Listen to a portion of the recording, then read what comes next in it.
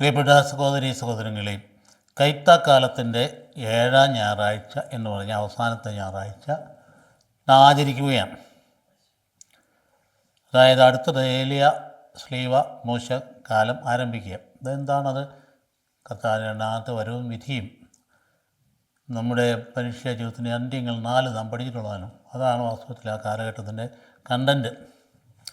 ഇവിടെ സമാപിക്കുമ്പോൾ ആരംഭിച്ചപ്പോൾ പറഞ്ഞിരുന്നു, കൈത്താക്കാലം എന്ന് പറഞ്ഞാൽ സഭ ഫലങ്ങൾ കൊയ്യുന്ന കാലഘട്ടമാണ്. അതുകൊണ്ട് വേനൽക്കാലം എന്ന് പറയുന്നത് എന്താ? സഭയുടെ ഫലങ്ങൾ എന്ന് പറയുന്ന അമ്പരചുംബികളായ ദേവാലയങ്ങളാണോ? അല്ലേ അല്ല. പിന്നെ എന്താ? സൂപ്പർ സ്പെഷ്യാലിറ്റി മെഡിക്കൽ കോളേജിലാണോ? അല്ലേ അല്ല. പിന്നെ എന്താ? വൻപൻ യൂണിവേഴ്സിറ്റിയിലാണോ? അതുമല്ല. പിന്നെ വലിയ ശക്തമായ സാമൂഹ്യ പ്രതിബദ്ധതയുള്ള വലിയ ജീവകാരുണ്യ പ്രവർത്തന ശൃംഖലകളാണ്. പബ്ലിസിറ്റിക്ക് വേണ്ടിയാണെങ്കിൽ അതുമല്ല. പിന്നെ എന്താണ് ഫലം കർത്താവ് ആഗ്രഹിക്കുന്നത്? അതായത് ഹൃദയത്തിൽ സ്വർഗീയ നിക്ഷേപം കൊണ്ടു നടക്കുന്ന മനുഷ്യർ, അതായത് സഭയുടെ മക്കൾ, സ്നേഹവും കാരുണ്യവും നീതിയും സമാധാനവും ഉൾക്കൊള്ളുന്ന മനുഷ്യൻ, ലോകത്തിൻ്റെ പ്രകാശമായ ഭൂമിയിൽ വ്യാപരിക്കുന്ന ആ മനുഷ്യൻ സഭയുടെ അംഗം. അതാണ് കർത്താവ് ആഗ്രഹിക്കുന്ന ഫലം. അതാണ് യഥാർത്ഥത്തിൽ സഭയുടെ മണവാട്ടി, അല്ലെങ്കിൽ സഭ കർത്താവിന് മണവാട്ടിയാണ് എന്ന് പറയുമ്പോൾ, അറക്കപ്പെട്ട് നിൽക്കുന്ന കുഞ്ഞാടിൻ്റെ മണവാട്ടിയുടെ വിവാഹം അടുത്തിരിക്കുന്നു പറയുന്നത് എന്താ? ഇങ്ങനെയുള്ള വ്യക്തിയിലാണ് സഭ എന്ന് പറയുന്ന കൂട്ടായ്മ. അതാണ് ഫലം, യഥാർത്ഥത്തിലുള്ള ഫലം. അതുകൊണ്ട് കൈത്താക്കാലത്ത് എന്ത് ഫലം നമ്മൾ ഉണ്ടായി എന്നും ചിന്തിക്കേണ്ടതാണ്. സ്ഥാപനത്തിൽ എപ്പോഴും ഇതേക്കുറിച്ച് അവസാനം പറയുന്നത് 4 വായനകളിൽ ആദ്യത്തേത്, അതായത് അധർമ്മം അതിന് നേരെ എതിരാണ്. അപ്പോൾ അധർമ്മം കൊണ്ട് നിറഞ്ഞു കഴിഞ്ഞാൽ തമ്പുരാൻ ശിക്ഷിക്കുക എന്നുള്ളതിൻ്റെ ഒന്നാമത്തെ ഉദാഹരണമാണ് ജലപ്രളയം, നോഹിൻ്റെ പേടകം കാര്യങ്ങൾ. അതാണ് ആദ്യത്തെ വായനയിൽ വരിക. അധർമ്മം മൂത്താൽ ശിക്ഷയുണ്ടാവും. പിന്നീട് കർത്താവ് എന്താ ചെയ്യുന്നത്? എന്നാലും അവരെ ശിക്ഷിച്ചാലും ശരി, അവസാനം കർത്താവ് ഉപേക്ഷിക്കുകയില്ല. അതുകൊണ്ട് എന്നോടുള്ള ഭക്തി ഞാൻ അവരുടെ ഹൃദയത്തിൽ നിക്ഷേപിക്കുകയാണ് യെരമ്യ പറയുന്നതാണ്. യെരമ്യ എന്നാ ജീവിച്ചിരുന്ന കൃത്യം നമുക്കറിയാമല്ലോ. ഇസ്രായേലിൻ്റെ നാശത്തിൻ്റെ അവസാന ഘട്ടത്തിലാണ്. അപ്പം അതുകൊണ്ട് വിപ്രവാസത്തിലേക്ക് പോകുന്നതിന് തൊട്ട് മുൻപാണ്. ശിക്ഷിച്ചാൽ തന്നെയും എന്നുള്ള ഭക്തി ഞാൻ അവരുടെ ഹൃദയത്തിൽ നിക്ഷേപിക്കുക. അപ്പോൾ അതുകൊണ്ട് എല്ലാം നഷ്ടപ്പെട്ടു, പക്ഷേ നഷ്ടപ്പെട്ടില്ല. ഇതാണ് നമ്മുടെ ക്രിസ്ത്യത്തിൻ്റെ പ്രത്യേകത. എല്ലാം പോകാം, നമുക്ക് മുഴുവൻ നഷ്ടപ്പെടാം. FCRA ബില്ല് കൊണ്ടുവരില്ലേ, എല്ലാം ഏറ്റെടുക്കാം, സർക്കാർ ഏറ്റെടുക്കാം, കൊണ്ടുപോകാം. നമ്മൾ അധ്വാനം ചെയ്യുന്ന എല്ലാ സ്ഥാപനമൊക്കെ പിടിച്ചുകൊണ്ട് പോകാം. പോയി എന്നിരിക്കട്ടെ, പോയത് കൊണ്ടൊന്നും സഭയ്ക്ക് നഷ്ടം വരാൻ പോകുന്നില്ല. കാരണം സഭ അതൊന്നുമല്ല. അതുകൊണ്ടാണ് കർത്താവ് പറയുന്നത്, നിങ്ങൾക്ക് കർത്താവല്ല അപ്പോസ്തലൻ യാക്കോബ് പറയാം, ഭൗതികെതിരെ മുന്നറിയിപ്പാണ് അദ്ദേഹത്തിൻ്റെ ഇന്നത്തെ ലേഖനം. അതിൻ്റെ സമാപനത്തിൽ ഈശോ സ്വർഗത്തിൽ നിങ്ങൾ നിക്ഷേപം സൂക്ഷിക്കുക എന്ന് പറയും. ഇത്രയുമാണ് വാസ്തവത്തിൽ ഇന്നത്തെ വചനഭാഗം എന്ന് പറയുന്നത്. ഇപ്പം നമ്മൾ ഹൃദയത്തിൽ സൂക്ഷിക്കേണ്ട ഒരു കാര്യം, കൈത്താക്കാലത്ത് സഭയുടെ ഫലമെടുക്കുന്നത്, സഭയുടെ കാലഘട്ടത്തിൽ അതിൻ്റെ ഫലമെടുക്കുമെന്ന് പറയുമ്പം ഈ ഫലം നമ്മുടെ ഹൃദയത്തിലാണ് സംജാതമാകുന്നത് എന്ന സത്യം ഉൾക്കൊണ്ടുകൊണ്ട് നമുക്ക് ഈ ഭാഗത്തേക്ക് കടക്കാം. അതുകൊണ്ട് നമ്മുടെ മനസ്സിൽ പലപ്പോഴും ധരിച്ചു വെച്ചിരിക്കും, സഭ ഇങ്ങനെ ശക്തിയായിട്ട് നിൽക്കുന്നു, സഭയുടെ ശക്തമായ സംവിധാനങ്ങളിൽ, അതിൻ്റെ സ്ഥാപനങ്ങളിൽ, അതിൻ്റെ വലിയായിട്ടുള്ള യൂണിവേഴ്സിറ്റിയൊക്കെ ലോകത്തിലുണ്ടാക്കിയത് സഭയാണ്, ഒരു സംശയമില്ല. ഇവിടെയാണെങ്കിൽ ഇന്ത്യ യൂണിവേഴ്സിറ്റി ആദ്യം ഡിഗ്രി കൊടുത്തതാരാ? അത് പറഞ്ഞ മിഷണറിമാരാണ്. കറാമ്പൂർ യൂണിവേഴ്സിറ്റിയാണ് ആദ്യത്തെ BA-ക്കാരനും MA-ക്കാരനൊക്കെ ഉണ്ടാകും. അപ്പോൾ ഇതൊക്കെ നല്ല ചെയ്തേണ്ട കാര്യങ്ങൾ തന്നെയാണ്. പക്ഷേ ഇതൊന്നും അല്ല കർത്താവ് ആഗ്രഹിക്കുന്ന ഫലം. ഇതാ ഫലത്തിലേക്ക് നയിക്കാനുള്ള വഴികളാണ്. വിദ്യാഭ്യാസം എന്നൊക്കെ പറയുന്നു, മറ്റൊരു ആതുര ശുശ്രൂഷ, രോഗി പരിചരണം എന്നൊക്കെ പറയുന്നത് നമ്മുടെ ഹൃദയത്തിൽ നിറഞ്ഞു നിൽക്കുന്ന കരുണ, അത് പ്രവഹിക്കാനുള്ള പ്രതലമാണത് ശുശ്രൂഷ എന്ന് പറയും. അല്ല അത് കെട്ടിപ്പൊക്കിയിട്ട് വമ്പൻ ആശുപത്രി പറഞ്ഞിട്ട് അതുകൊണ്ട് ഭയങ്കര വലിയ ഊറ്റം കൊള്ളാൻ വേണ്ടിയിട്ടല്ല കർത്താവ് നമ്മൾ പറഞ്ഞിരിക്കും. അത് ഏറ്റവും ചിലവ് കുറഞ്ഞ രീതിയിൽ ഈ പാവങ്ങൾക്ക് ചികിത്സ കിട്ടുന്ന സംവിധാനം ഏർപ്പെടുത്താൻ സഭയ്ക്ക് കഴിയണം. അതാണ് നമ്മൾ ചെയ്യേണ്ട ഏറ്റവും പ്രധാനപ്പെട്ട കാര്യം. സാമൂഹ്യ സേവയുടെ ഇത് തന്നെയാണ്. പബ്ലിസിറ്റിക്ക് വേണ്ടിയിട്ടല്ല നമ്മൾ ചെയ്യണം. അതായത് ഓരോ വ്യക്തിയുടെയും അവസ്ഥ മനസ്സിലാക്കിയിട്ട് പാവങ്ങൾക്ക് കരകയറാനുള്ള വഴി കാണിച്ചു കൊടുക്കുക എന്നുള്ളതാണ്. അതുകൊണ്ട് ആദ്യത്തെ വായന, അധർമ്മം അതിശക്തമായിട്ട് പെരുകിയാൽ ശിക്ഷയുണ്ടാകും. എല്ലാ കാലത്തേക്കുള്ളൊരു പാഠമാണ്. ഇവിടെ പെട്ടകത്തിൻ്റെ കാര്യം പറയുന്നു. ഉൽപ്പത്തിയുടെ പുസ്തകത്തിന് 6-ാം അധ്യായം 11-22 ഒരു വാക്യം, ദൈവം നോഹനോട് അരുളിച്ചെയ്തു, ജീവജാലങ്ങളെ എല്ലാം നശിപ്പിക്കാൻ ഞാൻ നിശ്ചയിച്ചിരിക്കുന്നു. അവർ മൂലം ലോകം അധർമ്മം കൊണ്ട് നിറഞ്ഞിരിക്കുന്നു. ഭൂമിയോടുകൂടി അവരെ ഞാൻ നശിപ്പിക്കാനാവും. കർത്താവിൻ്റെ പറയുന്നത് നമുക്കറിയാമല്ലോ, പൂർണ്ണനാശമല്ല, അതായത് രക്ഷയിലേക്കുള്ള വഴി തെളിക്കില്ല, അതുപോലെ നാശം അനുഭവിച്ചാലേ ശരിയാവുള്ളൂ. അതുകൊണ്ടാണ് ആദ്യത്തെ അധ്യായം 6 ആദ്യം തന്നെ പറയുന്ന മനുഷ്യൻ്റെ ജഡം ചിന്തമേനിൽ നിന്ന് അകന്നു പോയിരിക്കുന്നു, അവൻ ജഡമാണ്. അതുകൊണ്ട് അവൻ്റെ ചിന്ത മുഴുവൻ മാറിപ്പോയിരിക്കുന്നു പറയുന്നതുകൊണ്ട് അതുകൊണ്ട് ഞാൻ അവനെ ഭൂമി തുടച്ചു മാറ്റും എന്നുള്ള തീരുമാനം അവിടെ അറിയിക്കണം. അതുകൊണ്ട് ഗോഫർ മരം കൊണ്ട് നീ ഒരു പെട്ടകം ഉണ്ടാക്കുക, അതിൽ മുറികൾ തിരിക്കുക, അതിൻ്റെ അകത്തും പുറത്തും കീല് തേക്കുക. ഇങ്ങനെയാണത് ഉണ്ടാക്കേണ്ടത്. അതിൻ്റെ കൃത്യമായിട്ട് അളവ് വരെ പറയാം. 300 മുഴം നീളം, 50 മുഴം വീതി, 30 മുഴ ഉയരം.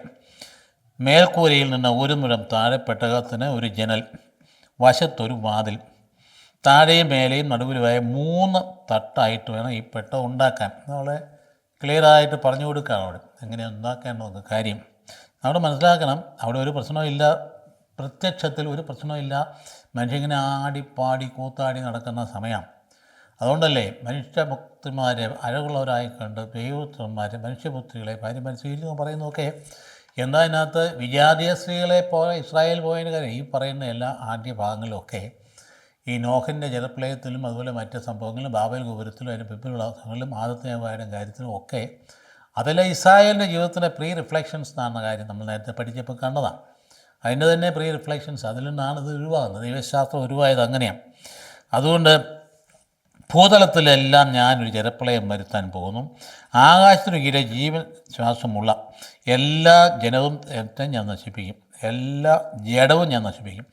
അതുകൊണ്ട് ഭൂമുഖത്തുള്ളതെല്ലാം നശിക്കും, എന്നാൽ നീയുമായി ഞാനൊരു ഉടമ്പടി ഉറപ്പിക്കും. ഇതാണ് ഏത് നാശം വന്നാലും ശരി, കർത്താവ് തൻ്റെ കൂടെ തനിക്കായിട്ട് വേർതിരിക്കപ്പെട്ടിരിക്കുന്ന ഒരു ചെറിയ വിഭാഗത്തെ സംരക്ഷിക്കും. ഇവിടെ തന്നെ ആരംഭിക്കുക വലിയ പ്രമേയം, സാൽവേഷൻ ഓഫ് ദി റെമനൻറ്റ്, ഒരവശിഷ്ട വിഭാഗത്തിന് രക്ഷ. ഏശയ്യാ പ്രവാചകങ്ങളൊക്കെ വലിയ തീമാണ്. ഞാൻ അതിവിടെ ഉടമ്പടി ഉറപ്പിക്കും. അപ്പോൾ നീ പെട്ടകത്തിൽ കയറണം, നിൻ്റെ കൂടെ നിൻ്റെ ഭാര്യയും പുത്രന്മാരും അവരുടെ ഭാര്യമാരും. എന്നിട്ടോ എല്ലാ ജീവജാലങ്ങളിൽ നിന്ന് ആണും പെണ്ണുമായി ഈ 2 എണ്ണത്തെയും നീ പെട്ടകത്തിൽ കയറ്റി സൂക്ഷിക്കണം. കാരണം എന്നാ, ദൈവം ഒന്നിനെയും നശിപ്പിച്ചിട്ടില്ല, എല്ലാ ജീവജാലങ്ങളെയും നിലനിർത്തും എന്നുള്ളതിൻ്റെ വളരെ ഉന്നതമായ ഒരു പ്രമേയമാണ് ഇവിടെ. എല്ലാവിധ പക്ഷികളും മൃഗങ്ങളും ഇഴജന്തുക്കളും സംരക്ഷിക്കപ്പെടേണ്ടതിന് ഈ 2 എണ്ണം നിൻ്റെ കൂടെ വരട്ടെ. നിനക്കും അവയ്ക്കും ആഹാരത്തിന് വേണ്ടിയുള്ള എല്ലാ തരം ഭക്ഷണവും ശേഖരിച്ചു വയ്ക്കണം. അത് പരിസ്ഥിതി എന്ന് പറയുന്നതിൻ്റെ ഈ വന്യമൃഗങ്ങളും കാര്യങ്ങളൊക്കെ മനുഷ്യന് ആവശ്യമാണ്. നിർത്തേണ്ടത് നിർത്തണം, നിയന്ത്രിക്കണം മാത്രമേ ഉള്ളൂ. എല്ലാം കംപ്ലീറ്റ് നശിപ്പിക്കാൻ പാടില്ല, ദൈവത്തിൻ്റെ കൽപ്പനയാണ്. അപ്പോൾ ദൈവം കൽപ്പിച്ചതുപോലെ തന്നെ മോശ പ്രവർത്തിച്ചതാണ് ആദ്യവായന.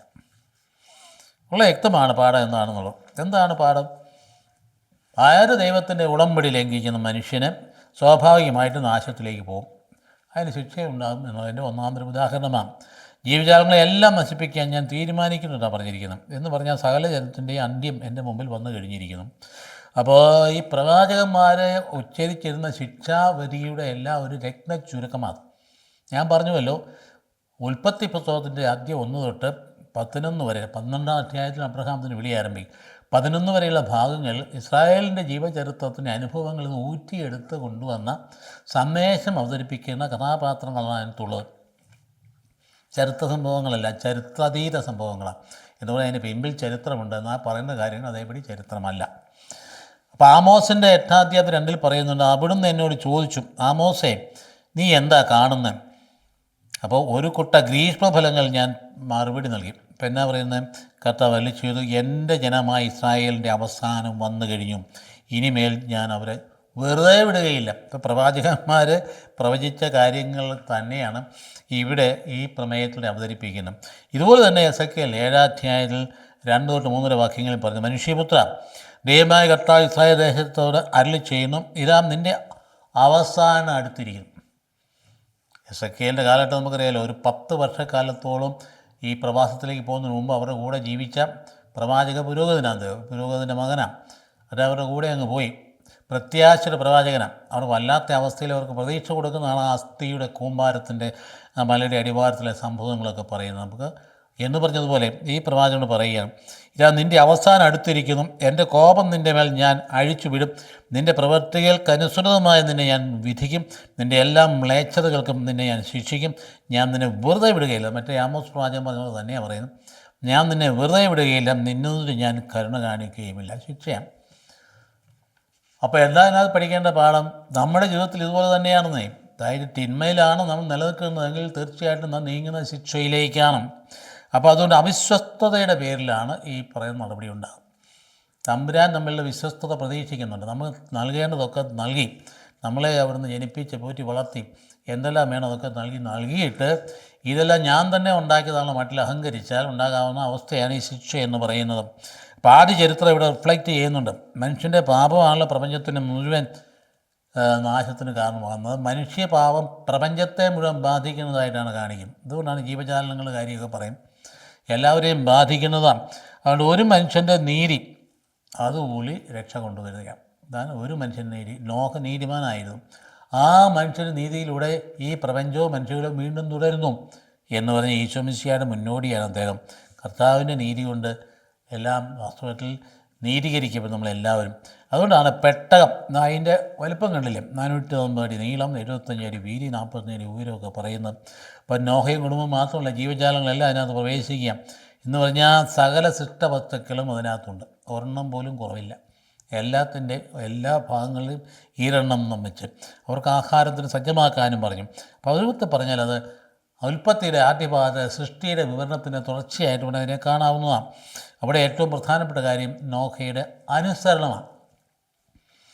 ഇപ്പോൾ ചെറുതി പറയുമ്പോൾ വേണ്ടങ്ങ് തീർന്നു. പക്ഷേ അന്ന് മനുഷ്യന് ഇതനുസരിക്കുന്നത് എങ്ങനെ? ഒരു അടയാളവുമില്ലാതെ ഈ പറയുന്ന കാര്യത്തിന് ഒരു സൂചനയുമില്ല. വെള്ളപ്പൊക്കം വരാൻ പോകുന്നതിനെക്കുറിച്ച് ഒരു ധാരണയില്ല. ഇന്നത്തെ പോലെ കാലാവസ്ഥാ അന്തരീക്ഷമൊന്നും അന്ന് ഇല്ല.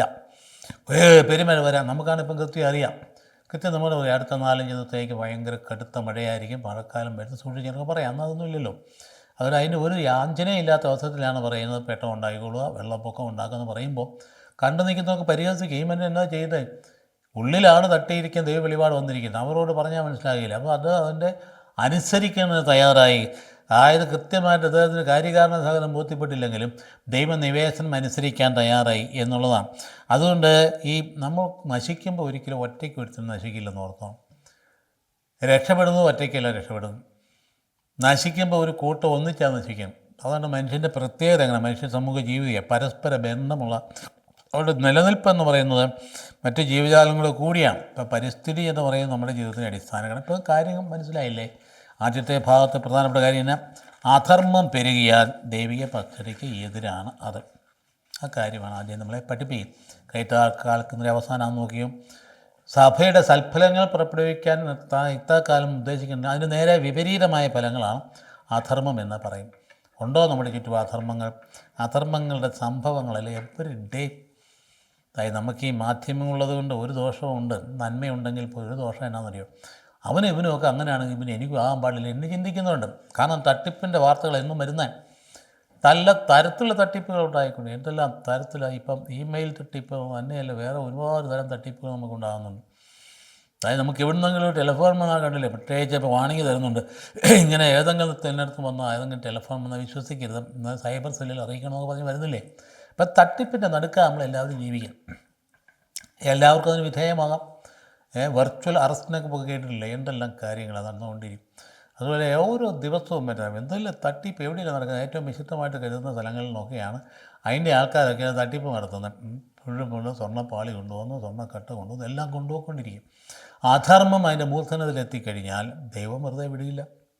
രണ്ടാമത്തെ വായനയിൽ തന്നെ ജെറമ്യ പറയാം, അതായത് ഇവർ ശിക്ഷിക്കപ്പെടാൻ പോവുകയാണ്, ബാബിലോൺ അടിമത്തത്തിലേക്ക് പോകാം, പോയിക്കൊണ്ടിരിക്കാം. അപ്പോഴാണ് ജെറമ്യയോട് പറയുന്നത്, എൻ്റെ ഭക്തി ഞാൻ അവരുടെ ഹൃദയത്തിൽ സൂക്ഷിക്കും എന്ന് പറഞ്ഞാൽ ഇവരെ ബാബിലോണിൽ ഞാൻ അങ്ങോട്ട് വിട്ടിരിക്കുന്നത് നശിക്കാനല്ല. അവരവിടെ പോയി പീഡകൾ അനുഭവിക്കാൻ കഷ്ടപ്പെടും, അടിമത്തമൊക്കെ അനുഭവപ്പെട്ടെങ്കിലും ശരി, ഞാൻ അവരുടെ കൂടെ ഉണ്ടായിരിക്കും.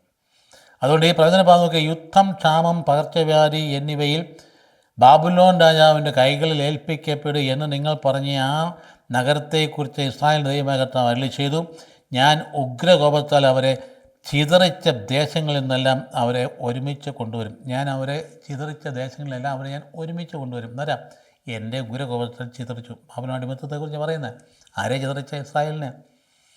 ആ ചിതറിച്ച് പോയ ദേശങ്ങളെല്ലാം ഞാൻ അവരെ തിരിച്ചു കൊണ്ടുവരുമെന്ന്. ഇതാണ് നമ്മുടെ ദൈവത്തിൻ്റെ പ്രത്യേകത. തിരിച്ചു കൊണ്ടുവരും. അപ്പൻ മക്കളെ ശിക്ഷിക്കുന്ന പോലെയാണ്. അത് അപ്പനെ അങ്ങോട്ട് ഉപേക്ഷിച്ചിട്ട് പോകാനല്ല ശിക്ഷിച്ച്. അവരടി കൊടുത്തത് എന്തിനു വേണ്ടിയിട്ട്? അവൻ പുറപ്പെട്ടു പോകാൻ വേണ്ടിയിട്ടല്ല. അവനെ തെറ്റിനെക്കുറിച്ച് ബോധ്യപ്പെടുത്തുന്നത് മാനസാന്തരപ്പെട്ട് വരാനാണ്. ഇല്ലെങ്കിൽ അപ്പൻ പുറകെ വരും. ഞാൻ അവരെ സുരക്ഷിതരാക്കും. അവർ എൻ്റെ ജനവും ഞാൻ അവരുടെ ദൈവവുമായിരിക്കും.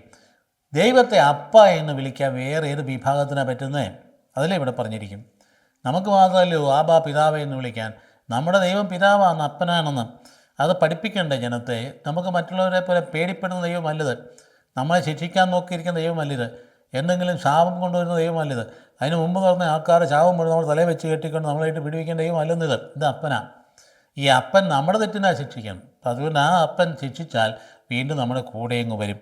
അവർക്കും അവരുടെ കാലശേഷം അവരുടെ സന്തതികൾക്കും നന്മ വരുത്തുന്നതിന് എന്നെ ഭയപ്പെടേണ്ടതിന് ഞാൻ അവർക്ക് ഏക മനസ്സും ഏക മാർഗവും നൽകും. ദൈവം തന്നെ പ്രവചനങ്ങൾ പറയുക. ഇവർ ഈ പീഡിപ്പിക്കപ്പെടുന്ന അവസ്ഥയിൽ വിശ്വാസം പോകാം, നഷ്ടപ്പെടാം, നിരീശ്വരന്മാരാകാം. എവിടെ ദൈവം എന്ന് ചോദിക്കാം. ദൈവം ഉണ്ടെങ്കിൽ ഇത്ര കഷ്ടപ്പാട് വരും. അതിലിന്നും ചോദിക്കുന്നതല്ലേ. ദൈവം ഉണ്ടെങ്കിൽ ഇത്ര കഷ്ടപ്പാട് വരും. വലിയൊരു സിനിമാ നടൻ, അന്തരിച്ച സിനിമാ നടൻ ഒരിക്കൽ പറഞ്ഞു, ഞാൻ നിരീശ്വരനാണ്. കാരണം എന്താണെന്നറിയോ? ദൈവം ഉണ്ടെങ്കിൽ ഈ കഷ്ടപ്പാടില്ല, എന്തുകൊണ്ടാണ് ദൈവം അനുവദിക്കുന്നതെന്ന് ചോദിച്ചാൽ അതിന് ഉത്തരമില്ല. ഇവിടെ ഉത്തരവുണ്ട്. അത് ദൈവിക വെളിപാടില്ല. ഈ കഷ്ടപ്പാട് തന്നിരിക്കുന്നത് എന്തിനാ? നീ മാനസാന്തരപ്പെട്ട് തിരിച്ചു വരാനാ. ഞാൻ അവരുമായി ശാശ്വതമായ ഉടമ്പടി ഉണ്ടാക്കും. എന്നിട്ട് എന്നാ പറഞ്ഞാൽ, അവർക്കും നന്മ ചെയ്യുന്നതിലൊന്നും ഞാൻ പിന്തിരികയില്ല. ദൈവത്തെക്കുറിച്ച് അവതരിപ്പിച്ചിരിക്കുന്നതുണ്ട്. നന്മ ചെയ്യുന്നതിൽ ഞാൻ പിന്തിരിയില്ല. അവൻ എന്നിൽ നിന്ന് പിന്തിരിയാതിരിക്കാൻ എന്നോട് ഉള്ള ഭക്തി ഞാൻ അവൻ്റെ ഹൃദയത്തിൽ നിക്ഷേപിക്കുക. അതിൻ്റെ പ്രധാന പ്രമേയം അതാണ്. അവൻ്റെ ഹൃദയത്തിൽ അവൻ എന്നുള്ള ഭക്തി എന്ന് പറഞ്ഞാൽ ബന്ധം. ഭക്തി എന്ന് പറഞ്ഞാൽ നമ്മൾ ഉദ്ദേശിക്കുന്ന പോലെയുള്ള നമ്മൾ ചമയുന്ന ഭക്തിയല്ല. കർത്താവുമായുള്ള ബന്ധമാണ്. ആ ബന്ധം ഞാൻ നിക്ഷേപിക്കുന്നു പറഞ്ഞാൽ ഞാൻ അവനും അവൻ എന്നിലും ഞങ്ങളിലും ആ ഹൃദയബന്ധത്തിനാണ് ഭക്തി എന്ന് പറയും. ചില വാക്കുകൾ കണ്ടാൽ മിശ്രണപ്പെട്ട് ഇത് പോകാറുണ്ട്. അവർക്ക് നന്മ ചെയ്യുന്നതിൽ ഞാൻ സന്തോഷിക്കും. പൂർണ്ണ ഹൃദയത്തോടും പൂർണ്ണ മനസ്സോടും കൂടെ ഞാൻ അവരെ ഈ ദേശത്ത് നട്ടു വളർത്തും. കർത്താവല്ലേ, നോക്കണേ, നട്ടു വളർത്തവരെ. തകർന്നു പോയാൽ നട്ടു വളർത്തുമേ. നമുക്ക് ഇന്നും കാണാമല്ലോ, ഇസ്രായേലിൻ്റെ ചരിത്രം നോക്കിക്കേ, അവരെ നട്ടു വളർത്തുന്നത് കണ്ടോ. അപ്പോൾ അതുകൊണ്ട് അവരെ ഞാൻ നട്ടു വളർത്തും. ഞാൻ ഈ ജനത്തിൻ്റെ മേൽ വലിയ അനർത്ഥങ്ങൾ വരുത്തി. അതുപോലെ തന്നെ അവർക്ക് വാഗ്ദാനം ചെയ്തിരിക്കുന്ന നന്മകളും ഞാൻ അവരുടെ മേൽ ഭക്ഷിക്കും. അനർത്ഥങ്ങൾ വരുത്തി എന്ന് പറയാൻ ശരിയാണ്. കാരണം അവരുടെ കയ്യിലിരിപ്പിൻ്റെ ഫലമാണ്. അതായത് ഉടമ്പടിയുടെ നിയമങ്ങൾ നമുക്ക് പാലിക്കാതിരിക്കാൻ പറ്റില്ല. അതുപോലെ കൃത്യമായ സ്റ്റിപ്പുലേഷൻസ് നൽകിയിരുന്നതാണ്. ഉടമ്പടി പാലിച്ചാൽ നീ അനുഗ്രഹീതമാണ്, ഉടമ്പടി ലംഘിച്ചാൽ നീ ശപിക്കപ്പെടും. അതുകൊണ്ട് സ്വാഭാവികമായിട്ടുണ്ടാകുന്ന സംഗതികളാണ്. അപ്പോൾ അതുകൊണ്ട് മനുഷ്യരോ മൃഗങ്ങളോ ഇല്ലാതെ ശൂന്യമായിരിക്കുന്ന അതായത് കൽദായ നഗരങ്ങളിൽ ഏൽപ്പിക്കപ്പെട്ടിരിക്കുന്ന എന്നതിനെ നിങ്ങൾ പറയുന്ന ഈ ദേശത്ത് അവർ നിലങ്ങൾ വാങ്ങും എന്നല്ല അങ്ങ് പറഞ്ഞിരിക്കും. ഓക്കെ, അതായത് ബാബിലോൺ അടിമത്തത്തിലേക്ക് പോയി ഒന്നുമില്ലാത്ത രീതിയിലേക്ക് അവശേഷിച്ച ചിതറപ്പെട്ട ജനത്തെക്കുറിച്ച് പ്രവാചകൻ പറയാം, അവർ നിലങ്ങൾ വാങ്ങുമെന്ന്. വാങ്ങിയില്ലേ? 47 ബന്ധപ്പെട്ടെല്ലാം വാങ്ങുകയല്ല ചെയ്തിരുന്നത്, കാശ് കൊടുത്ത് മേടിക്കുക. അവർ നിലങ്ങൾ വാങ്ങും. അവർ ബെഞ്ചമിൻ ദേശത്തും ജെറുസലേമിന് ചുറ്റുമുള്ള സ്ഥലങ്ങളിലും യൂദായിലും മലമ്പ്രദേശത്തും താഴ്വരയിലും അവർ ഒരുമിച്ച് ഒരു ജനമുള്ള നിരവധി പട്ടണങ്ങളിലും നിലങ്ങൾ വിലയ്ക്ക് വാങ്ങി ആധാരം എഴുതി മുദ്ര വെച്ച് സാക്ഷികളെ കൊണ്ട് ഒപ്പിടിപ്പിക്കും. ഇത് കൂടുതൽ എന്ത് പ്രവചന, ഭയങ്കര വില. ഇതല്ലേ സംഭവിച്ച വാസ്തവത്തിൽ. അവർ വന്ന് വെറും മരുഭൂമിയായി കിടന്നിരുന്ന, ആർക്കും വേണ്ട കിടന്നിരുന്ന, ഒന്നുമില്ലാതിരുന്ന, ഉണങ്ങിക്കിടന്നിരുന്ന ആ സ്ഥലം അവർ പണം കൊടുത്ത് മേടിച്ച് അവർ പേരിലാക്കിയതാണെന്ന് അവർ സ്വന്തമായിട്ട് രാജ്യമാക്കി മാറ്റിയിരിക്കുന്നത്. ഞാൻ അവർക്ക് വീണ്ടും ഐശ്വര്യം നൽകും, കർത്താവ് അരുളിച്ചെയ്യും. അതാണ് അവരെ ഞാൻ ഉപേക്ഷിക്കില്ല. പക്ഷെ നമുക്കിതിൻ്റെ ഈ പാഠം വളരെ ക്ലിയറാണ് അതിനകത്തുനിന്ന്. അതായത് ദൈവം തൻ്റെ ജനത്തെ ഒരിക്കലും ഉപേക്ഷിക്കുകയില്ല, കഷ്ടതകൾ വരുത്തും. എൻ്റെ അർത്ഥം എന്താണ്? നാം വിശുദ്ധീകരിക്കപ്പെട്ട മാനസാന്തരപ്പെട്ട കർത്താവിലേക്ക് തിരിച്ചു വരാനാണ്. അതിന് വേണ്ടിയിട്ടാണ്. അപ്പം അതുകൊണ്ട് നാം മനസ്സിലാക്കണം, തക്ക ശിക്ഷ എപ്പോഴും എല്ലാത്തിനും ഉണ്ടാകും എന്ന് നമുക്ക് അറിയാമെങ്കിൽ നമ്മൾ ചെയ്യുന്ന തെറ്റുകൾക്കും തക്ക ശിക്ഷയുണ്ടാകും. പക്ഷേ നമ്മൾ പ്രതീക്ഷ കൈവിടാൻ പാടില്ല. അതുകൊണ്ട് അനന്ത കരുണയാണ് കർത്താവ്. അവിടുന്ന് നമ്മൾ ശക്തി നിക്ഷേപിക്കും. അവിടുത്തെ ഹൃദയം നമ്മളിൽ വന്നു കഴിഞ്ഞാൽ നമുക്ക് ശക്തി ഉണ്ടായി കഴിഞ്ഞിരിക്കും. അപ്പോൾ ഒരു നിത്യമായ ഉടമ്പടിയുടെ മക്കളാണ് നമ്മളെ പടുത്തുയർത്തുന്ന കർത്താവാണ്. നിലങ്ങൾ വാങ്ങുമെന്നല്ലേ പറഞ്ഞിരിക്കുന്നത്. അതായത് അവർക്ക് വേണ്ട വിധത്തിൽ നിലങ്ങൾ വന്ന് പ്രതീകാത്മകതയാണ് എന്ന് പറഞ്ഞാൽ അവർ ഈ പ്രാപഞ്ചികതയുടെ നാളുകളിൽ അവർ കൃത്യമായിട്ട് സുരക്ഷിതരായിട്ട് ജീവിക്കുക എന്നാണ് പറഞ്ഞിരിക്കും. അപ്പോൾ അതുകൊണ്ട് എന്തുകൊണ്ടാണ് അതിനകത്ത് വളരെ പ്രധാനപ്പെട്ട ഒരു കാര്യം എന്താണ്? ഭാവി നമ്മൾ ഭദ്രത കണ്ടെത്തേണ്ടത് ഈശോയിലാണ്. റോമാക്കാർക്കെഴുതിയ ലേഖനം 8-ാം 28-ാം വാക്യത്തിൽ എന്ത് പറയുന്നു? ദൈവം താൻ തിരഞ്ഞെടുത്തവർക്ക്, താൻ സ്നേഹിക്കുന്നവർക്ക് എല്ലാം നന്മയ്ക്കായിട്ട് പരിണമിപ്പിക്കുന്നു. ഇത് പല പ്രാവശ്യം വായിച്ച് ധ്യാനിക്കുന്ന ഒരു ഒറ്റ വചനമേ ഉള്ളൂ, ഒറ്റ തിരുവചനമേ ഉള്ളൂ. അതായത് റോമാക്കാർക്ക് എഴുതിയ ലേഖനം 8-ാം 28-ാം വാക്യം, ദൈവം താൻ വിളിച്ചവർക്ക്, താൻ തിരഞ്ഞെടുത്തവർക്ക് എല്ലാം നന്മയ്ക്കായിട്ട് ഭവിപ്പിക്കും എന്ന്. അതുകൊണ്ട് ദുരന്തങ്ങളൊക്കെ പദ്ധതിയുടെ ദൈവത്തിൻ്റെ പദ്ധതിയുടെ ഭാഗമാണ്. തിന്മയിൽ നിന്ന് നന്മ പുറപ്പെടുവിക്കാൻ ദൈവത്തിന് കഴിയും. അപ്പോൾ ആ അവസരങ്ങളിലും ദൈവസ്തുതി ആലപിക്കാൻ മനുഷ്യന് കഴിയണം. ഇതാണ് രണ്ടാമത്തെ വായന. നോക്കി, ഈ ആദ്യത്തിനോട് ചേർന്ന് പോകുന്നത് കണ്ടോ? ആദ്യത്തെ ചേർന്നത് അധർമ്മത്തെ ഞാൻ ശിക്ഷിക്കുമെന്ന് പറഞ്ഞു. പക്ഷേ രണ്ടാമത്തെ വായന അധർമ്മത്തെ ശിക്ഷിച്ചാലും ഞാൻ നിന്നെ ഉപേക്ഷിക്കുകയില്ല. അപ്പനാണ് ഞാൻ, പിതാവാണെന്ന് ഞാൻ. നമുക്ക് ഈ ഒരു സത്യം എല്ലാവരും പറയേണ്ടതല്ലേ? നമ്മുടെ ദൈവം അപ്പനാണ്. ഈ അപ്പൻ എന്ത് വാസ്തവത്തെ ആലോചിച്ച് നോക്കി. അപ്പൻ ഒരു കൊച്ചിനെ വഴക്ക് പറഞ്ഞത് വിചാരിച്ചു. വീട്ടിലൊരു പെൺകുട്ടി മകളാണ്, അവൾക്കൊരു അടി വെച്ച് കൊടുത്തു. ഏതാണ്ട് കുറിച്ചൊക്കെ തന്നെ കിട്ടി വേണം ഒരു അടി വെച്ച് കൊടുത്തു. അപ്പൻ എല്ലാം സഹിക്കാൻ പറ്റുന്ന കാരണം അതുപോലെ അപ്പനെ വാത്സല്യപുറം കഴിയുന്ന മകളാണ്. അവൾ പിണങ്ങി. ആൾ പിണങ്ങിപ്പോയി അവളെ മുറി കട്ടിലേക്ക് പോയി കൊട്ടിയിരിക്കുക. ഭക്ഷണം കഴിക്കാൻ നേരത്ത് കൊണ്ട് അമ്മ വിളിച്ചു, അവളെ വിളിച്ചു. ഇല്ല, ഞാൻ വരുന്നില്ല, കാരണം പിണങ്ങിയിരിക്കുക. അപ്പോൾ അമ്മ അത് കണ്ടിട്ട് പ്രത്യേകിച്ചൊന്നുമില്ല, അമ്മ എന്നും തല്ലും കൂട്ടുകയൊക്കെ ചെയ്യുന്ന. പക്ഷേ അപ്പൻ തല്ലിയതാണ് അവിടെ വിഷമമായത്. അമ്മ തല്ലിയ വിഷമമൊന്നുമില്ല, അപ്പൻ തല്ലിയത് വിഷമമായി.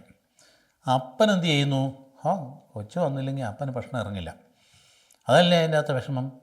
അപ്പം എണീറ്റ് ആ കട്ടിലിൻ്റെ മുറിയിലേക്ക് ചെന്നു കയ്യെ പിടിച്ച് മൊളിഞ്ഞ പോലെ ചേർത്ത് നിർത്തി കഴിയുമ്പോൾ അവിടെ എല്ലാ വിഷമവും അങ്ങ് പോയി, ഓടി വന്നു. അപ്പോൾ ഇതെല്ലാം ഇതാണ് അപ്പൻ. ദൈവം ഇങ്ങനെ തന്നെയാണെന്നേ.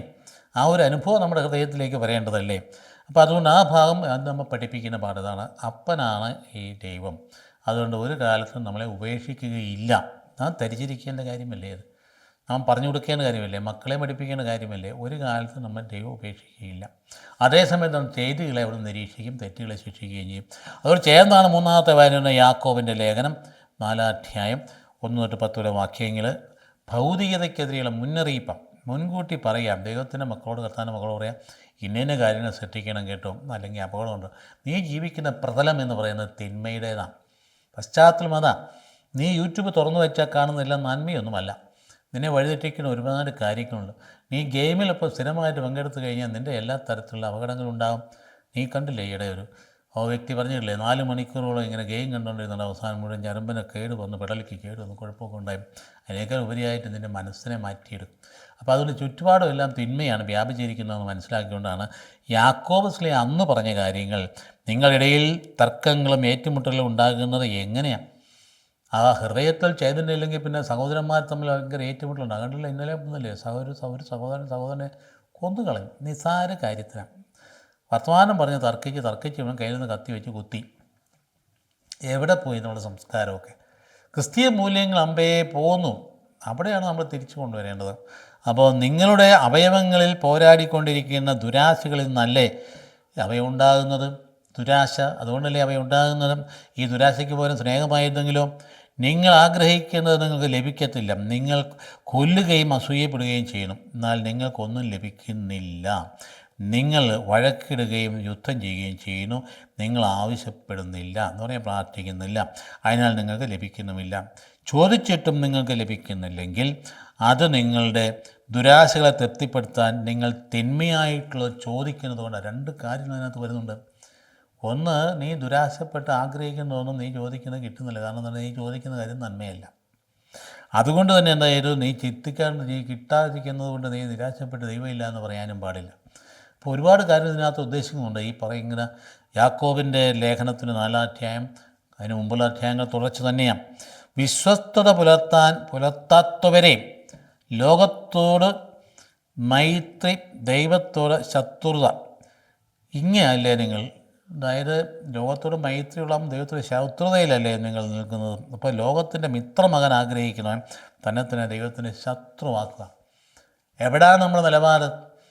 കർത്താവിൻ്റെ കൂടെയാണ്. അതുകൊണ്ടാണ് ക്രിസ്തീയത്തിന് ഒരു തീരുമാനം വേണം. ഐദർ ഓർ എന്ന് പറയും. ഈശോ തന്നെ അത് പറഞ്ഞതാണ്, എൻ്റെ കൂടെ എല്ലാത്തവൻ ചിതറിക്കപ്പെടുമെന്ന് പറയുന്ന അവസ്ഥ. എല്ലാവരും എല്ലാത്തവൻ എനിക്കെതിരാണെന്ന് പെട്ടെന്ന് വായിക്കും. അതിനകത്തോ അങ്ങനെ പറഞ്ഞ് എൻ്റെ കൂടെ അല്ലാത്തവൻ എന്ന് പറഞ്ഞാൽ എന്നോട് ഓപ്റ്റ് ചെയ്യാത്തവൻ, ഈശോയ്ക്ക് വേണ്ടി അല്ലാത്തവൻ, ഈശോയ്ക്ക് വേണ്ടി തീരുമാനം എടുക്കുന്നവൻ, പിന്നെ അവൻ തീരുമാനം എടുക്കുന്ന ലോകത്തിന് വേണ്ടിയല്ലേ, അത് ശത്രുതയല്ലേ. അപ്പോൾ എന്നോട് എല്ലാത്തും എനിക്കെതിരാണ്, എന്നല്ലാത്തും ചിതറിക്കപ്പെടുന്ന കർത്താവ് പറഞ്ഞതിൻ്റെ അർത്ഥം അതാണ്. അപ്പം നമ്മിൽ നിക്ഷേപിച്ചിരിക്കുന്ന ആത്മാവിനെ ദൈവം അസൂയയോടെ അഭിലഷിക്കുന്നു എന്ന് തിരുവഴുത്ത് ഉള്ള വൃഥ ആണെന്ന് നിങ്ങൾ വിചാരിക്കുന്നുവോ? അതായത് നമ്മിൽ നിക്ഷേപിച്ചിരിക്കുന്ന ആത്മാവിനെ ദൈവം അസൂയയോടെ വീക്ഷിക്കുന്നു, അഭിലഷിക്കുന്നു എന്നുള്ള തിരുവഴുത്ത്. നമ്മുടെ ആത്മാവിനെ കർത്താവ് അസൂയയുടെ കർത്താവിന് വേണമെന്നാണ്, കർത്താവിൻ്റെ ഭാഗമാണെന്ന്, അത് കർത്താവിന് വേണ്ടിയിട്ടുള്ളതാണ്. അതുകൊണ്ട് അതിനെ അഭിലഷിക്കുന്നു പറയുന്ന ആ തിരുവഴുത്തെ അത് വെറുതെ പറഞ്ഞിരിക്കുന്നതല്ല, അവിടുന്ന് കൃപാവരം ചൊരിയുന്നു. അതുകൊണ്ടാണ് ഇങ്ങനെ എഴുതിയിരിക്കുന്നത്, ദൈവം അഹങ്കാരികളെ എതിർക്കുകയും എളിമയുള്ളവർക്ക് കൃപ കൊടുക്കുകയും ചെയ്യുന്നതാകിയാൽ ദൈവത്തിന് വിധേയരായിരിക്കുവിൻ, പിശാചിനെ ചെറുത്ത് നിൽക്കുവിൻ, അപ്പോൾ അവൻ നിങ്ങളിൽ നിന്ന് ഓടി അകന്ന് പോകും. അതുകൊണ്ടാണ് കൃപ നിറഞ്ഞവരാണ് നമ്മൾ. അമ്മയെ വിളിച്ചത് എന്താ? കൃപ നിറഞ്ഞവളെ എന്നല്ലേ. ആ കൃപ തന്നെയാണ് നമുക്ക് കിട്ടിയിരിക്കുന്നത്. ആ കൃപ കൈവിട്ട് പോകാനായിട്ട് ഇടയാവരുത്. ചാവറേച്ചൻ പറഞ്ഞില്ലേ, മാമോസ് അവരെങ്കിൽ വെച്ച് കൃപാപരം നട്ടുമാക്കിയിട്ടില്ല എന്ന് പറഞ്ഞു. അൽഫോൻസാമ്മ തന്നെ പറഞ്ഞില്ലേ. അപ്പം കൃപ എന്ന് പറയുന്ന ഒന്നിൻ്റെ മക്കളാണ് നമ്മൾ, കൃപായുഗത്തിൻ്റെ മക്കളാണ്. അപ്പോൾ അതുകൊണ്ട് ദൈവത്തോട് ചേർന്ന് നിൽക്കാനാണ് ആവശ്യപ്പെടും. ദൈവത്തോട് ചേർന്ന് നിൽക്കുവേൻ, അവിടുന്ന് നിങ്ങളോടും ചേർന്ന് നിൽക്കും. ദൈവത്തോട് നീ ചേർന്ന് നിന്നാൽ ദൈവം നിന്നോടും ചേർന്നു. പാപികളെ നിങ്ങൾ കരങ്ങൾ ശുചിയാക്കുവിൻ, സന്നിസ്ഥ മനസ്കരെ നിങ്ങളുടെ ഹൃദയങ്ങൾ ശുചിയാക്കുവിൻ. അതായത് ദുഃഖിക്കുകയും വിലപിക്കുകയും കരയുകയും ചെയ്യും, പാപത്തെ ഓർത്ത് മാനസാന്തരപ്പെടാനാണ് പറഞ്ഞിരിക്കുന്നത്. അതായത് നിങ്ങളുടെ ചിരി കരച്ചിലായും നിങ്ങൾ സന്തോഷവും വിഷാദമായും മാറട്ടെ. എന്തിനാ? പാപത്തെക്കുറിച്ച് ചിന്തയിലും കർത്താവിൻ്റെ സന്നിധിയിൽ താഴ്മയുള്ളവരായിരിക്കും, അവിടുന്ന് നിങ്ങളെ ഉയർത്തും. അപ്പോൾ ഉയർത്തുന്നതിൻ്റെ പിൻപിലെ രഹസ്യം എന്താണ്? താഴ്മയാണ്. എല്ലാ കാലത്തും ഉള്ള കാര്യം, എല്ലാവരും പറയുന്ന കാര്യമില്ല, മനസ്സിലാക്കുന്നതല്ലേ. താഴ്മയുള്ളവൻ മാത്രമേ ഉയർത്തപ്പെടുകയുള്ളൂ. എപ്പോഴും അങ്ങനെ തന്നെയല്ലേ. അപ്പോൾ അതുകൊണ്ട് ഈ തർക്കങ്ങൾ, ഏറ്റുമുട്ടലൊക്കെ ഉണ്ടാകുന്നത് എന്തുകൊണ്ടാണ്? നമ്മുടെ ഹൃദയത്തിൽ കൃപയില്ലാത്തത് കൊണ്ടാണ്. അതുകൊണ്ടാണ് ദുരന്തങ്ങൾ വരുത്തി വയ്ക്കുന്നത്. അപ്പോൾ അസൂയയും വഴക്കും കാര്യങ്ങളൊക്കെ നമ്മുടെ ജീവിതത്തിൽ ഉണ്ടാകുമ്പോൾ ഈ കാര്യം നമ്മൾ ഓർക്കണം. അപ്പോൾ സ്വാർത്ഥതയ്ക്ക് വേണ്ടിയിട്ടില്ല നമ്മുടെ പ്രാർത്ഥന. നമ്മൾ പ്രാർത്ഥിക്കുന്ന അയൽക്കാരൻ അവൻ നമ്മളോട് ഇന്നത് ചെയ്തുകൊണ്ട് എൻ്റെ കർത്താവ് അവനെ നാളെ എന്തെങ്കിലും തരത്തിൽ അവന് രോഗം വന്ന് അസുഖം വന്ന് അവനെ ഇല്ലാണ്ടാക്കി തീർക്കണമെന്നല്ല പ്രാർത്ഥിക്കേണ്ടത്. അങ്ങനെയല്ല പ്രാർത്ഥിക്കുക. അവൻ എന്നോട് തെറ്റ് ചെയ്തിട്ടുണ്ടെങ്കിൽ കർത്താവ് അവനോട് ക്ഷമിക്കാൻ എനിക്ക് കരുണ കിട്ടണമേ എന്നുള്ള എന്നാൽ ഞാൻ പ്രാർത്ഥിക്കേണ്ട ഏറ്റവും പ്രധാനപ്പെട്ട കാര്യം ഇതാണ്. അപ്പോൾ ശത്രുത എന്ന് പറയുന്നത് ലോകത്തിൻ്റേതാണ്, നമ്മുടേതല്ല. അപ്പോൾ അതുകൊണ്ട് വിരുദ്ധ ധ്രുവങ്ങളിലാണ്, ലോകവും ദൈവവും വിരുദ്ധ ധ്രുവങ്ങളിലാണ്. അപ്പോൾ വചനത്തിനോട് ശത്രുതയുള്ളവന് അവന് ദേഷ്യം കൊണ്ടു നടക്കും. അപ്പോൾ ലോകത്തിൻ്റേതല്ല നമ്മൾ. അതുകൊണ്ടാണ് ലോകം നമ്മളെ ശത്രുതയോടുകൂടി കാണുന്നത്. ഇപ്പോൾ ലോകം നമ്മളെ ദ്വേഷിക്കുന്നത് അതുകൊണ്ടാണ്. അപ്പോൾ ഈശോ എന്ന് പറയുന്നത് ഉന്നതങ്ങളിൽ നിന്നുള്ള ആളാണ്. അപ്പോൾ അതേ സമയത്തോ ലോകത്തിൻ്റെ പ്രവർത്തനം താഴെ നിന്ന്, അതുകൊണ്ട് ചേർന്ന് ദൈവത്തോട് നിൽക്കുമ്പം ഉന്നതങ്ങളുടെ ദൈവത്തോട് ചേർന്ന് നിൽക്കാൻ നമുക്ക് കഴിയണം. ഇതാണ് 2-3 ഭാഗങ്ങൾ താരതമ്യം ചെയ്ത് നോക്കുകയും കൈത്താക്കാലത്തിന് അവസാന ഭാഗത്ത് വന്നിരിക്കുന്ന കാര്യങ്ങൾ സൽഫലങ്ങൾ പുറപ്പെടുവിക്കാനുള്ള വഴി പറഞ്ഞു തരിക. അധർമ്മത്തിൻ്റെ കൂടെ നിൽക്കാൻ പാടില്ല. അതുപോലെ തന്നെ ഏത് തിന്മയുടെ ശിക്ഷയുണ്ടായാലും ശരി, കർത്താവ് നിന്നെ ഒരിക്കലും ഉപേക്ഷിക്കുകയില്ല. അതുപോലെ തന്നെ നീ ഇങ്ങോട്ട് പരസ്പര അസൂയയിൽ നിൽക്കാതെ കർത്താവിനോട് ചേർന്ന് നിൽക്കുവിൻ. ഇതെല്ലാം പറഞ്ഞിട്ടാണ് ഈശോയുടെ അവസാനത്തെ സുവിശേഷ ഭാഗത്തിലേക്ക്, നിൻ്റെ നിക്ഷേപം എവിടെ ഇരിക്കുന്നു അവിടെ നിൻ്റെ ഹൃദയവും ഇരിക്കുന്നു, സ്വർഗത്തിൽ നിക്ഷേപം എടുത്തു വെക്കാൻ പറയുന്ന ഭാഗം മത്തായി സുവിശേഷത്തിന് 6-ാം അധ്യായം നമുക്കെല്ലാം അറിയാം. അത് മുഴുവൻ എന്ത് ഭാഗത്തും നമ്മൾ കാണാതെ പഠിച്ചിട്ടുള്ള ഭാഗങ്ങളാണ് അതിന് വെച്ചിരിക്കുന്നത്. അതായത് പള്ളിക്കൂട, അതായത് ഏലിയാസ് മോശക്കാലം തുടങ്ങാൻ തൊട്ട് മുമ്പുള്ള ഞായറാഴ്ചത്തെ വെച്ചിരിക്കുന്നത് അതാണ്. ഭൂമിയിൽ നിക്ഷേപം കരുതി വയ്ക്കരുത്, തുരുമ്പും കീടങ്ങളും നശിപ്പിക്കും, കള്ളന്മാർ തുറന്ന് മോഷ്ടിക്കും. ആ സ്വർഗത്തിൽ നിങ്ങൾക്കായ നിക്ഷേപം കരുതി വയ്ക്കുക, അവിടെ അവരുടെ തുരുമ്പും കീടങ്ങും നശിപ്പിക്കുകയില്ല, കള്ളന്മാർ മോഷ്ടിക്കുകയില്ല. നിങ്ങളുടെ നിക്ഷേപം എവിടെയോ അവിടെ ആയിരിക്കും നിങ്ങളുടെ ഹൃദയവും. പരമാർത്ഥമല്ലേ അത്? അതല്ലേ എത്രയോ ആൾക്കാർ ഈ അറ്റാക്ക് കൊണ്ട് മരിക്കുന്ന ഒരു മുമ്പിലെ കാര്യം തന്നെ, അവൻ കാത്തു തോറ്റ് ചെയ്ത് അയാളൊക്കെ നഷ്ടപ്പെട്ടു പോയിട്ട് പിന്നെ സഹിക്കാൻ പറ്റുന്നില്ല. നിൻ്റെ നിക്ഷേപം അവിടെ അല്ലെന്ന് വെക്കേണ്ടത്. നിനക്ക് ജീവിതത്തിൽ സമ്പത്ത് ആവശ്യമാണെന്ന് കർത്താവിനറിയാം. അത് ആവശ്യമുള്ളത് നിനക്ക് തരും, സമയാസമയം തന്നുകൊണ്ടിരിക്കും. പക്ഷേ നീ സമ്പത്തിനെ ദൈവമാക്കിയാൽ അപകടമാണ്. അങ്ങനെ വരുമ്പോൾ നിനക്ക് അറ്റാക്ക് വരും. അപ്പോൾ അതുകൊണ്ട് നമ്മൾ ജീവിതത്തിൽ കാണുന്ന ഒരു വിവേകം എന്ന് പറയുന്ന പ്രധാനപ്പെട്ട കാര്യം, സമ്പത്ത് ജീവിക്കാൻ വേണ്ടിയിട്ടാണ്, നിനക്ക് വേണ്ടിയിട്ട് മാത്രമൊന്നുമില്ല, നിൻ്റെ സഹോദരങ്ങൾക്ക് വേണ്ടി കൂടിയാണ്. നിനക്ക് ആവശ്യത്തിനധികം സമ്പത്ത് തന്നിട്ടുണ്ടെങ്കിൽ അത്രയും മുകളിൽ ജീവിക്കാൻ വകയില്ല. നിൻ്റെ സഹോദരന്മാർ, നിൻ്റെ അമ്മ വന്ന സ്വന്തം സഹോദരന്മാർ, ആരെങ്കിലും ചിലർക്ക് ഇതിനേക്കാൾ ബുദ്ധിമുട്ട് കുട്ടികളെയൊക്കെ പഠിപ്പിക്കാൻ വിഷമിക്കുന്ന ആളുകൾ കാണും. അവർക്ക് നിന്നോട് ചോദിക്കാൻ വിഷമതയുണ്ടാകും. നീ ചോദിക്കാതെ തന്നെ കൊടുക്കേണ്ടതാണ്. ആ കുഞ്ഞുങ്ങളെ പഠിപ്പിക്കേണ്ടതല്ലേ, നീ എൻ്റെ പഠിപ്പിക്കാതെ എനിക്ക് ഫീസ് കൊടുക്കാൻ നിവർത്തില്ല, അത് ഞാൻ കൊടുത്തോളാം എന്ന് പറയേണ്ടതല്ലേ. എന്ന് പറഞ്ഞാൽ എത്ര ഭംഗി, എത്രയോ നല്ല മനുഷ്യർ അങ്ങനെ ചെയ്തുകൊണ്ടിരിക്കുന്നു. ഒരുപോലെ എല്ലാവരും ബലവാന്മാരൊന്നുമല്ല. ഒരു വീട്ടിലെ സഹോദരങ്ങൾ ആണുങ്ങൾ 2-3 പേരുണ്ടെങ്കിൽ എല്ലാവരും ഒരുപോലെ ബലവാനായിരിക്കില്ല. ഒരുത്തൻ ഭയങ്കര ബലവാനായ ശക്തനായിരിക്കും. അങ്ങനെ അവൻ മറ്റ് 2 പേരെയും സംരക്ഷിക്കണം. അങ്ങനെയല്ല നല്ല കുടുംബങ്ങളെ കാണുന്നത്. സമ്പത്തിൽ ദൈവത്തിൻ്റെ കൃപയിൽ ഇങ്ങനെ കവിഞ്ഞൊരുക്കി കിട്ടാൻ അനുഗ്രഹമുള്ളവന്, സമ്പത്തിനാൽ അനുഗ്രഹിക്കപ്പെട്ടവൻ, അവൻ ചെയ്യേണ്ടത് തൻ്റെ കൂടെ സമ്പത്ത് അത്ര ഇല്ലാത്ത സ്വന്തം സഹോദരങ്ങളുടെ കാര്യം അവൻ നോക്കണമെന്നേ. അവൻ്റെ പേരൻസിൻ്റെ കാര്യം നോക്കണം. അതിനകത്ത് കണക്ക് പറയേണ്ട കാര്യമൊന്നുമില്ല. ദൈവമാണ് നിനക്ക് തന്നിരിക്കും. നിനക്ക് അഹങ്കരിക്കാനൊന്നുമില്ല. അത് ഇവരുടെ കാര്യങ്ങളെ നോക്കിയാൽ നീ അനുഗ്രഹിക്കപ്പെടും. അങ്ങനെയുള്ള ആളുകൾ ധാരാളം നമ്മുടെ ഇടയിലുണ്ടല്ലോ. അതല്ലേ ക്രൈസ്തവകത എന്ന് പറയും. അങ്ങനെയൊരു ചിന്ത നമ്മളുണ്ടായിരിക്കണം. അപ്പോൾ അതുകൊണ്ട് ഭൂമിയിൽ എവിടെ ഇരിക്കണോ, നിൻ്റെ നിക്ഷേപം എവിടെയായിരിക്കും, നിൻ്റെ ഇരുന്നിട്ട് കർത്താവ് പറയുകയാണ്, കണ്ണാണ് ശരീരത്തിന് വിളക്ക്. കണ്ണ് കുറ്റമറ്റതെങ്കിൽ ശരീരം മുഴുവൻ പ്രകാശിക്കും. കണ്ണ് ദുഷ്ടമാണെങ്കിലോ ശരീരം മുഴുവൻ ഇരുണ്ടുപോകും. നിന്നിലുള്ള പ്രകാശം, അതായത് അന്ധകാരമാണെങ്കിൽ ആ അന്ധകാരം എത്രയോ വലുതായിരിക്കും. ആലോചിച്ച്, കണ്ണെന്ന് പറയാൻ വെറും കണ്ണെന്ന് മാത്രമല്ല, ഉൾക്കണ്ണുകൾ കൂടിയാണ്. നിൻ്റെ ഉൾക്കാഴ്ച എന്തിനാണ്? നിൻ്റെ ഉൾക്കാഴ്ച ദൈവത്തിലാണ് എങ്കിൽ നിൻ്റെ ജീവിതത്തെ അത് സ്വാധീനിക്കും. ഒക്കെ എല്ലാം പോസിറ്റീവായിട്ട് കാണും. അപ്പോൾ നീ നീ പ്രകാശം കൊടുക്കുന്നവനായിരിക്കും. ചില ആളുകൾ ജീവിതത്തിൽ എങ്ങനെയുണ്ട്, നെഗറ്റീവായിട്ട് കാര്യം മാത്രമേ കാണുകയുള്ളൂ. ചിലർക്ക് ജന്മന കിട്ടിയ ട്രെയിറ്റ് ആയിരിക്കും, നെഗറ്റിവിസ്റ്റാണ്. ഒരിടത്തും നന്മ കാണാൻ പറ്റില്ല. അങ്ങനെയുള്ള ആൾ ചിലപ്പോൾ വീഡിയോയിൽ വന്നിരുന്നു പറയുന്നത് കേൾക്കുമ്പോൾ നമുക്ക് ചങ്ക് തകർന്നു, സങ്കടം വരും. അയാൾ പറയുന്നത് നേരാണെന്നോ ശരിയാണെന്നോ അംഗീകരിക്കുന്നതല്ല. ആ മനുഷ്യർ ഒരു അനുകമ്പയാണ്. ഈ മനുഷ്യൻ ഇങ്ങനെ ആയിപ്പോയല്ലോ. ഒരിടത്തും നന്മ കാണാൻ പറ്റുന്നില്ല. സഭയിൽ നന്മ കാണാൻ പറ്റുന്നില്ല. എന്തെല്ലാം ചീത്ത വിളിച്ച് ഏതെല്ലാം തരത്തിൽ തമസ്കരിക്കാമോ താറടിക്കാം, ഓക്കെ, സർവ്വ വൈദികരെയും കുറ്റപ്പെടുത്തും, സർവ്വ മെത്രാന്മാരെയും കുറ്റപ്പെടുത്തും, ആരാധന അനുഷ്ഠാനങ്ങളെ കുറ്റപ്പെടുത്തും. എന്തൊരു കാര്യങ്ങളാണ് വർത്തമാനത്തിൽ, എന്തൊരു പുച്ഛമാണ് വിശുദ്ധ കുർബാനയെക്കുറിച്ചൊക്കെ പറയും. ക്രൈസ്തവ നാമധാരിയാണ്. എന്തൊരു തരത്തിലുള്ള നെഗറ്റിവിസ്റ്റാണ് ഈ മനുഷ്യൻ്റെ ജന്മന. അതിൻ്റെ ഹൃദയത്തിൻ്റെ ഭാവം മുഴുവൻ നെഗറ്റീവാണ്. ആ നെഗറ്റീവാൽ ഒരിക്കലും അവസാനിക്കാൻ പോകുന്നതൊക്കെ നെഗറ്റീവായിട്ട് തന്നെയായിരിക്കും. തിരിച്ചാൽ നമ്മൾ ചെയ്യേണ്ടത് പോസിറ്റീവായിട്ട് കാണണം. നന്മ പറയാൻ പറ്റണം. ഏതൊരു മനുഷ്യനും നന്മയില്ലാത്ത ഒരു മനുഷ്യനും ഭൂമിയിലില്ല. നമ്മൾ ഇത്ര തെറ്റുകാരനാണെന്ന് നാം വിചാരിക്കുന്ന സഭാധികാരികളൊക്കെ ആണെങ്കിലും തന്നെ അവരിൽ നന്മയുണ്ട്. നന്മ നിറഞ്ഞു നിൽക്കുന്നവരാണ്. നമ്മൾ ആഗ്രഹിക്കുന്ന രീതിയിൽ നന്മ നമ്മൾ കാണുന്നില്ലായിരിക്കാം, പക്ഷേ അവരിൽ നന്മയുണ്ട്. നന്മയുടെ മക്കൾ അല്ലെങ്കിൽ അവർ ഈ വഴിക്ക് തിരിയോ, അല്ലെങ്കിൽ അവരുടെ ജീവിതം സമർപ്പിക്കുമോ? ഇങ്ങനെ ഒരു വൈദിക ജീവിതത്തിനായിട്ട്, അഭിഷേക് ചെയ്തതുള്ള സന്യാസ ജീവിതത്തിനായിട്ട് സമർപ്പിക്കുമോ? അവരുടെ ഉള്ളിൽ നന്മയുണ്ട്. ആ നന്മ വളർന്നു നിൽപ്പുണ്ട്, ഒരു സംശയമില്ല. നിൻ്റെ കണ്ണുകൊണ്ട് കാണാൻ പറ്റാത്ത ആർക്കുണ്ട്? നീ ദുഷിച്ച കണ്ണുകൊണ്ട്, മഞ്ഞക്കണ്ണുകൊണ്ട് നോക്കിക്കൊണ്ടെല്ലാം മഞ്ഞിച്ചിരിക്കണം. അപ്പോൾ അതുകൊണ്ട് എല്ലായിടത്തും തിന്മ കാണുന്നത് ഒരിക്കലും ശരിയല്ല. നമുക്ക് ഇഷ്ടപ്പെടാത്ത ആൾ കാണുന്നതെല്ലാം കുറ്റം പറയാൻ നമുക്ക് പ്രേരണയുണ്ടാകും. നമ്മൾ ആരും ധരിക്കണം. ഇഷ്ടപ്പെടാത്ത ആളെ കുറിച്ച് കണ്ടാൽ, പക്ഷേ വസ്തുനിഷ്ഠമായിട്ട് തിന്മയുണ്ടെങ്കിൽ എടുത്ത് പറയുന്നതിൽ ഒരു തെറ്റുമില്ല. അതെന്തിനാ? അത് നന്മ വരാൻ വേണ്ടിയിട്ട്. അല്ലാതെ കാണുന്നതെല്ലാം തിന്മയാണെന്ന് പറയുന്നത് ശരിയില്ല. സഭയിലാണെങ്കിലും ചില വിമർശനങ്ങളിൽ വസ്തുനിഷ്ഠമായിട്ടുള്ള വിമർശനങ്ങൾ ആവശ്യമാണ്, അല്ലെങ്കിൽ വളരില്ല. അതേസമയത്ത് നോക്കുന്നിടത്തൊക്കെ മുഴുവൻ തിന്മയാണ്, അത് ഭയങ്കര അന്ധകാരം എല്ലായിടത്തും ആൾക്ക് തട്ടിപ്പാണ്, അടിമുട്ടി മുഴുവൻ അഴിമതിയാണ് എന്നൊക്കെ പറയുന്നത് തെറ്റാ സഹോദര. അങ്ങനെയൊന്നും ഇല്ല. അപ്പോൾ ആ വിധത്തിൽ നമ്മൾ മനസ്സിനെ സജ്ജമാക്കാനായിട്ട് തയ്യാറാകണം. നമ്മുടെ ഇടവ ജീവിതത്തിൽ അങ്ങനെ തന്നെയല്ലേ. ഇടവ വികാരിക്കില്ലാത്ത കുറ്റമൊന്നുമില്ല എന്ന് ചിന്തിക്കുന്ന ആളുകളുണ്ട്. ആയിക്കോട്ടെ, എല്ലാവരും അങ്ങനെയല്ല. ചിലപ്പോൾ 1-2 പേരെ കാണുള്ളൂ. അവർ വാട്സാപ്പിലൂടെ അടിച്ചങ്ങ് വിട്ടുകളെ വികാരിക്കെതിരായിട്ട് എന്തെങ്കിലും കാര്യം, ഒരു കാര്യം അടിസ്ഥാനം ഈ മനുഷ്യന് ഒരു ഉപദ്രവം ചെയ്തിട്ടില്ല. അവൻ്റെ സംസാരത്തിലോ പെരുമാറ്റത്തിലോ ഒന്നും ഈ മനുഷ്യനെ വെറുപ്പിച്ചിട്ടില്ല, ഒന്നും ചെയ്തിട്ടില്ലെങ്കിൽ ഇയാളുടെ മനസ്സിങ്ങനെ ഇരിക്കുന്നതുകൊണ്ട് എന്ത് നന്മ ചെയ്താലും ആ നന്മയെ വക്രീകരിച്ച് കാണിച്ചുകൊണ്ട് വാട്സാപ്പിൽ ഇങ്ങനെ ഇടും, പോസ്റ്റ് ഇടും. മനുഷ്യനത് കേട്ടുണ്ടായും നല്ല മനുഷ്യനൊന്നും മിണ്ടത്തില്ല, പ്രതികരിക്കുകയില്ല. എന്നാൽ ഇയാൾ പറയാൻ തെറ്റാണെന്ന് പറയാനുള്ള ധൈര്യം എഴുതുന്നില്ല. കാരണം അവരെ ചീത്ത പറയും, ഇതല്ല സംഭവിച്ചുകൊണ്ടിരിക്കുന്നത്. അപ്പം അതുകൊണ്ടും ഇയാൾ പറയുന്ന കാര്യം കേമാന്ന് അയാൾ വീണ്ടും ചെയ്തുകൊണ്ടിരിക്കും. ആരെങ്കിലും തിരുത്തണ്ടേ? തിരുത്താനും തയ്യാറാവില്ല. അപ്പോൾ എന്നാ സംഭവിക്കുന്നത്? ആ മനുഷ്യൻ അതിലൂടെ പോയി നശിക്കും. മനസ്സിനെ വേദനിപ്പിച്ചാൽ പ്രത്യേകിച്ച് ആരും ശപിക്കേണ്ട കാര്യമൊന്നും ആരും ശപിക്കുകയില്ല. മനുഷ്യനെ വേദനിപ്പിച്ചാൽ അതിൻ്റെ തിരിച്ചടി ഉണ്ടാകും. അത്രയും കാര്യം തിരിച്ചിരുന്നാൽ മതി. ആളിനെ വേദനിപ്പിച്ച് കഴിഞ്ഞാൽ ശാപം കിട്ടുമെന്നൊക്കെ പറയുന്ന കാര്യത്തിൽ വിശ്വസിക്കേണ്ട കാര്യമില്ല.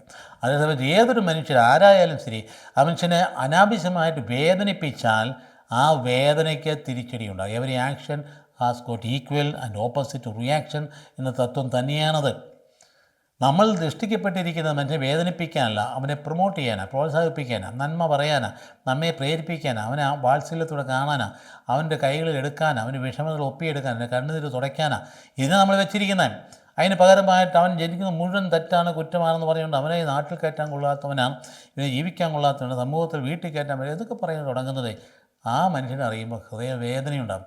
ആ വേദന നിനക്കിട്ട് തിരിച്ചു കൊള്ളും എന്നുള്ളതിന് അന്ധവിശ്വാസമൊന്നുമില്ല, അടിസ്ഥാനമുള്ള ഒരു കാര്യമാണ്. തിരിച്ചു കൊള്ളുന്നത് എങ്ങനെയാണ്? വേദനിപ്പിച്ചത് തിരിച്ചടിക്കേണ്ടതാണ്. അല്ലാതെ ആരെങ്കിലും അവൻ ശപിക്കുന്നതൊന്നുമല്ല. അവനൊന്നും അറിഞ്ഞും കാണത്തില്ല. നിനക്കുണ്ടാകുന്ന ദുരന്ത ഫലം, നീ തെറ്റ് ചെയ്തതിൻ്റെ ഫലം നിനക്ക് തോന്നും. അവൻ ശപിക്കാമെന്ന് വിചാരിക്കും. അവൻ ശപിച്ചതൊന്നുമല്ല, അവൻ അറിഞ്ഞിട്ടേ ഇല്ല. നീ അങ്ങോട്ട് വേദനിപ്പിച്ചപ്പോൾ തിരിച്ച് ദൈവം കൊടുത്ത ശിക്ഷയാണ് നിനക്ക് തന്നിരിക്കുന്നത്. അതുകൊണ്ട് അങ്ങനെയാണ് നിൻ്റെ കണ്ണ് അതുകൊണ്ട് പോസിറ്റീവാണോ എന്നുള്ളത് നോക്കണം.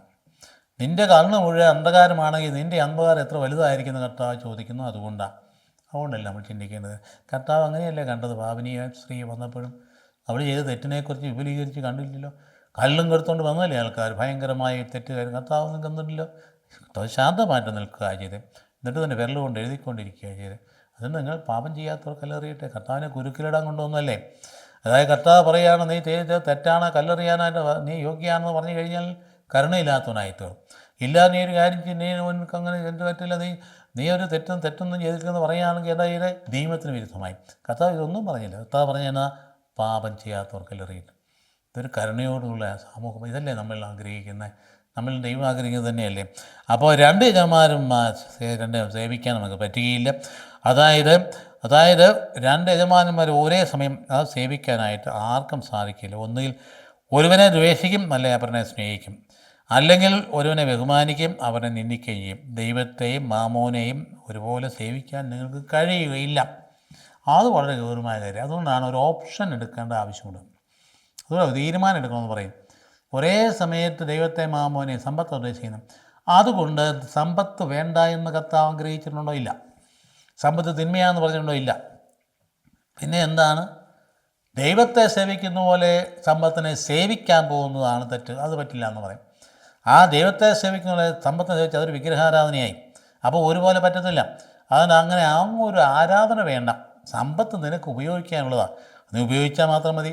നിൻ്റെ ആവശ്യത്തിനും ദൈവത്തെ മാമോനെ ഒരുപോലെ സേവിക്കാൻ പറ്റില്ല എന്ന് പറയുന്നതിന് അർത്ഥം അതാണ്. നമുക്കിവിടെ കൺക്ലൂഡ് ചെയ്യുകയാണ്. ഏലിയാസ് പോഷക്കാലത്ത് തൊട്ട് മുൻപുള്ള കൈത്താക്കാലത്തിന് സമാപന ഞായറാഴ്ചയിൽ നമ്മളോട് പറയുന്നു, കർത്താവിനോട് ചേർന്ന് നിൽക്കുവാൻ.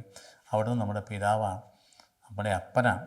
നമ്മളെ ശിക്ഷയ്ക്ക് വിധേയമാക്കിയാലും അവിടുന്ന് കരുണയോടുകൂടി നമ്മളെ കാണും. നമ്മുടെ ഹൃദയത്തിൽ അവിടുന്ന് സൂക്ഷിച്ച് വെച്ചിട്ടുണ്ട് അവിടുത്തെ ആത്മാവിനെ.